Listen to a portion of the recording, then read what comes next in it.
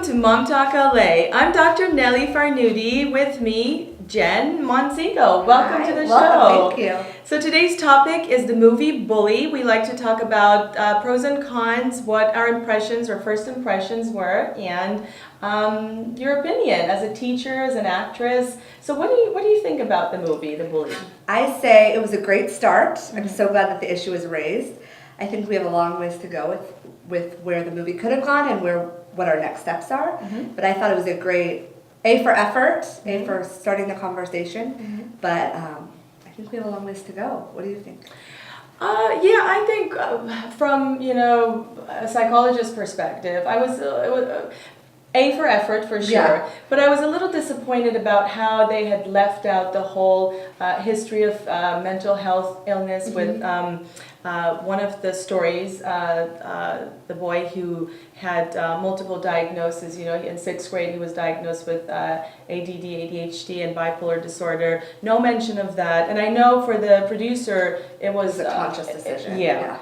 And so, but when it comes to choices like that, I always wonder, this year you have this great opportunity to talk about early intervention, prevention, suicide prevention, and history of mental health illness, and really how families are dealing and coping with it. And you leave that piece out. And so for me, that was a little disappointing. Definitely. And I was so disappointed in the education system. I am a teacher. We didn't see any models of how this is done positively. There has to be a school that's maybe pioneering how to handle bullying in this country. So to just lower the morale of America on the state of education, yes, it should be lowered, but let's show some positiveness about how let's chart the steps of how we can institute bullying intervention in schools and what parents can do to help. It kind of just felt like a really sad story, but I didn't know where to take it next, what the positive steps were. Do you think that the movie depicts sort of the characteristics of a bully or someone who's a victim of bullying? Do you think there is room for improvement considering different aspects of what it's like to be bullied, as the victim and the perpetrator? Definitely. I wanted to know what the bully's home life was like. I wanted to know if he experienced abuse. But I also wanted to know, we didn't see any girls featured other than the one girl who is a lesbian, and I felt like parents, it wouldn't necessarily reach a broad enough audience. Parents would think, oh, well, it's because she is a lesbian, or she's choosing that choice, or she's dealing with that struggle. They wouldn't connect to that story, and then it didn't portray a variety of economic, socioeconomic differences in families. So it just felt like a few characters, but not everyone could relate to not everyone could relate to any of them. I felt. What do you think? I would agree, and also you're right. I think in making a movie or a documentary like this on bullying, it would be really effective or more effective if many viewers or teenagers, the youth, as viewers, can see the characters and relate to them. Definitely. Because we know the rate of bully has gone up so much, and we know today across different socioeconomic status and genders and sexual orientation and all aspects, kids are experiencing bullying. And so to have a movie that shows the range and all the kids who are experiencing a lot of pain from these situations. And it starts early, as you're a teacher, you teach preschoolers, you see this on the playgrounds. You see aggression. And you see aggression. And so I think to have stories or life stories that depicts that reflects those personal experiences and how we as parents or educators or in the society, we're really helping our children, guiding them through these situations. The parents' attitudes towards bullying. I think there is an area that we're not seeing much attention or emphasis from a social and economic perspective. We didn't see any of the perpetrators' parents' reaction, so we have no idea where they were at, or how they perceived this film. And we also just didn't see, if 1 in 4 girls is being sexually assaulted, every child is facing bullying, because that is a more if that is that common, then imagine bullying must be for every child is facing some level of bullying in their school. Jen, what's your opinion about the controversy surrounding the rating of this movie? I thought the controversy was crazy. As you mentioned, we were just talking about Hunger Games was a more violent, explicit film than this was. And I know. To give it an R rating completely defeats the purpose of the film. A teenager cannot go see it with an adult present. And kudos to Harvey Weinstein for pushing it through with PG-13 rating. I don't even know why it would ever be taken as an R-rated film. It's crazy to me, but... Yeah, I agree.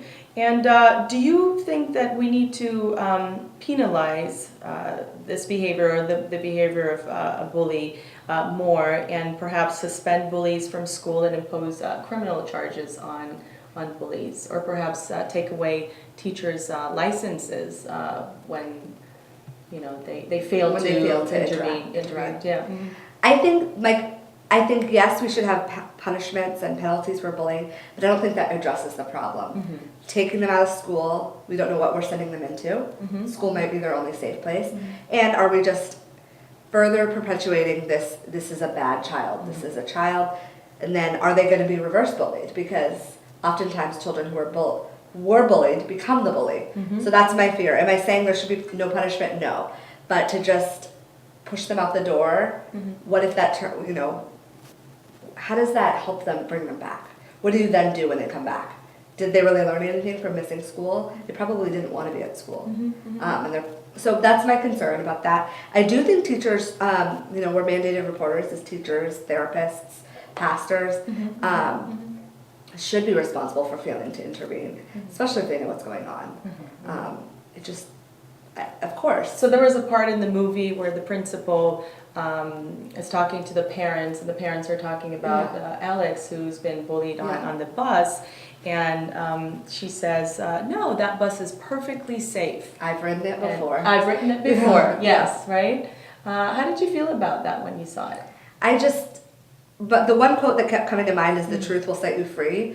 And so to cover this up and then lie when there's footage, I was so embarrassed. I was embarrassed for her because I was waiting for them to just pop in the videotape.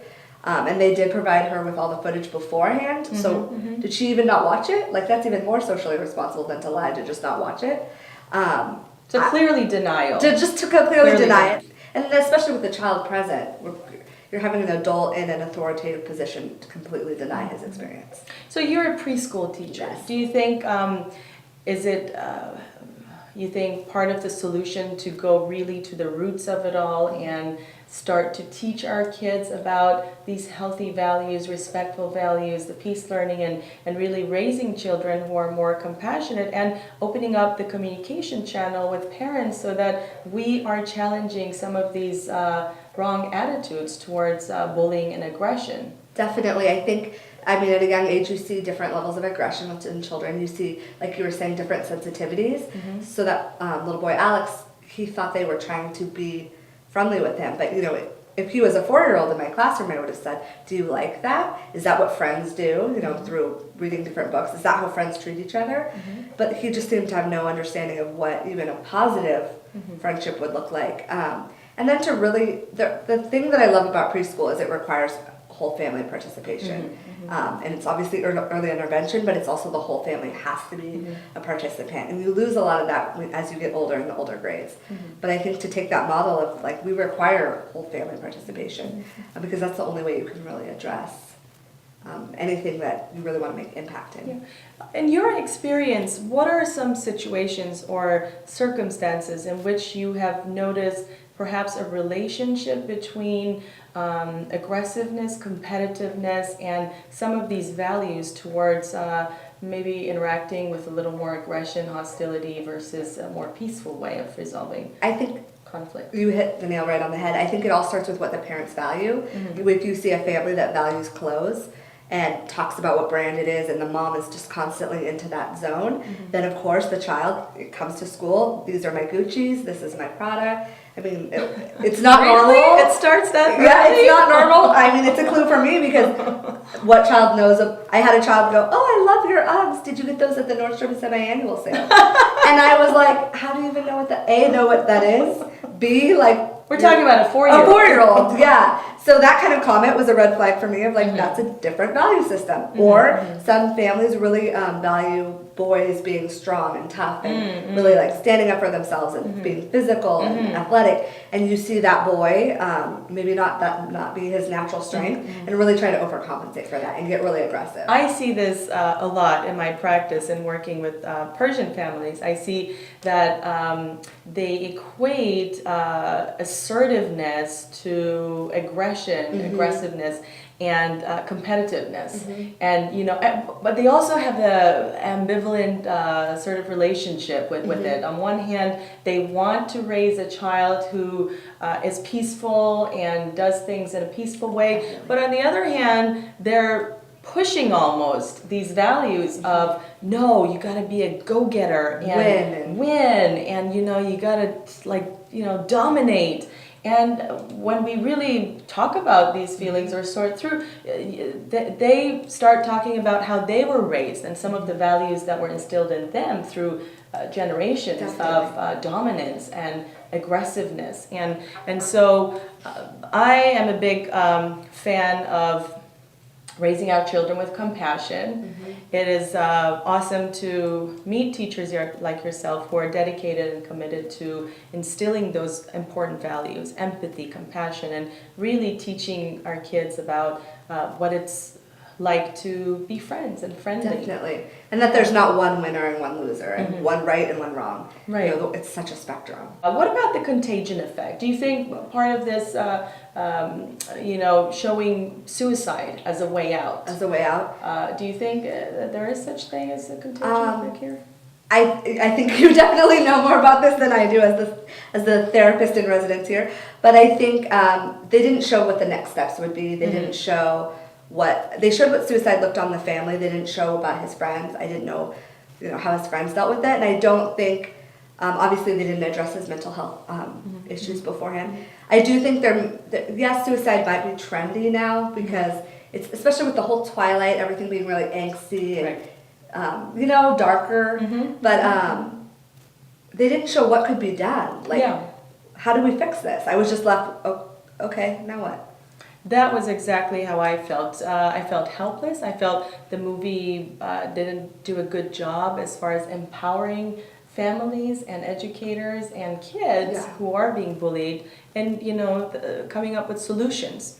So perhaps incorporating the early education intervention, talking about families and communities' attitudes towards bullying and aggression as a whole would be very helpful and effective. Definitely, and seeing role models of schools and families that are handling this well. There has to be a child that was on the brink of suicide who has now worked through it, and how did they work through it? What was their intervention in their schools? There has to be like hopeful models as well. So I'd like to close with asking you, as an educator, what do you think could be a solution, especially for our community here in Los Angeles? For the Los Angeles community specifically, because I am a teacher and I deal with a primarily affluent Persian community, actually. I would say half of my students are Persian.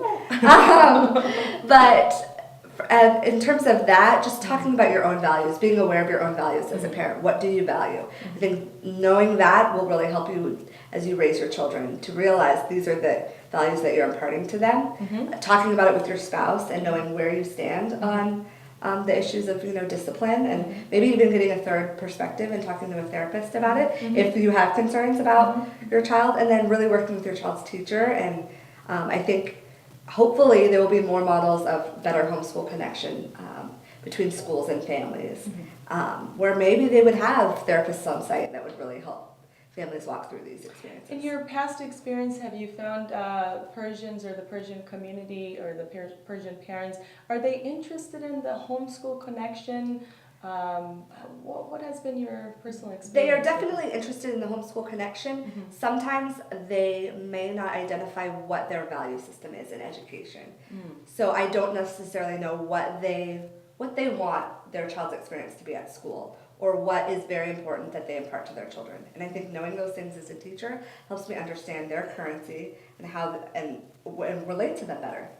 And know these are the things I want to pass on. And obviously, with anything that you pass on to your child, there's a good side and a bad side. But knowing what it is helps us all kind of navigate what those options are. Is it fair to say you would recommend to the Persian families or the Iranian American families to be more open in communicating, keeping a more open communication between homeschool, talking about their values and checking in? Especially with those who are non-Persian, just understanding every culture has a value system, and being more open to share that with those outside the culture. Because I see, I have a lot to learn. I'm learning about a new culture, but explaining those values helps us so that we are making that connection where it's not a competition. It's really we're connecting for the well-being of your children. Right. Well, thank you very much. Thank you for having me. For being here and your knowledge and your wisdom. Thank you. And thank you for watching. Until next time, goodbye.